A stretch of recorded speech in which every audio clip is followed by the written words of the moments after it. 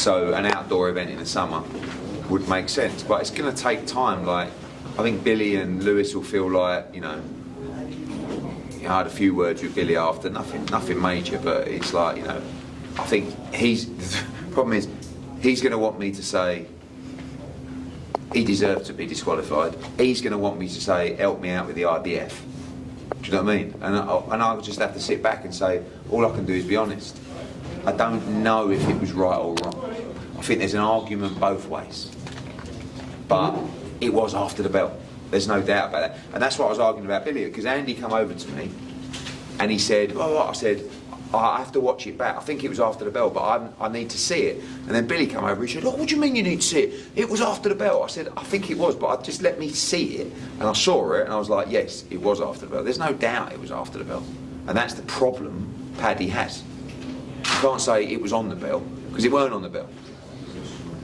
We've seen the way governing bodies work. Obviously Sean McComb last year being rolled in America and getting deranked from the WBO. Could you see obviously a situation where the IBF don't give the immediate rematch and then obviously Paddy gets deranked by... No, he definitely wouldn't get deranked. I mean, I can see a situation where they don't order a rematch, and I can definitely see a situation where they do order a rematch. It's everybody, like, again, going back, I know it was quite a while ago now, but going back to Froch Groves, yeah, I didn't think they would order a rematch for George Groves, because I do think the stoppage was early, but I think he was on his way to getting stopped, and I just didn't think they'd do it, and they did it. This is a lot, I actually think this is a lot more controversial than Froch Groves, in the sense that there's so many different opinions. Do you know what I mean? And that was a world title fight. This is only a final eliminator. So it's almost like it's not that big a decision for the IBF to reorder it. If you order a massive name champion rematch in someone, it's like, yeah, this is just, oh look, you guys, it's a final eliminator, a good fight. You're stuck in an awkward situation though, because if they say that a foul is a foul, the referee was right, you're stuck between a rock and a hard place, because Paddy's going to give off. Lewis is always going to be happy because he gets his world title. Yeah. But again, at that point, I actually prefer the IBF at this point to make the decision for me. Do you know what I mean? I can't make the decision. All I can say to Crocker is, I think the rematch is massive. Here's the money. What do you think? And I will be doing that 100%. But he might say, and he's well within his rights to say, no, we want to see what happens with Ennis and Stanionis first in 5 weeks' time, and then see what they do. And that's probably what I would do if I was them. Just on that point, Eddie, considering he did, lose every round on 2 introduced cards, is pushing for a world title fight if you're Lewis Crocker. Is that why? Yeah, does he need more seasoning? Yeah, maybe, but do you beat Paddy Donovan? Paddy's a very good fighter. I think Lewis can be a lot better than he was tonight, if I'm honest. But Paddy looked very good and looked he was in control. Last couple, guys, Eddie, just on the stoppage, is there an argument to say that Paddy Donovan was in combination and then lands that punch after the bell? Is there an argument that he's in sequence of punches? Would that be the thing, is it? Quite in the right position, and obviously that's an incident where you get to analyse it, and then others you don't analyse how close they are to the bell. But it wasn't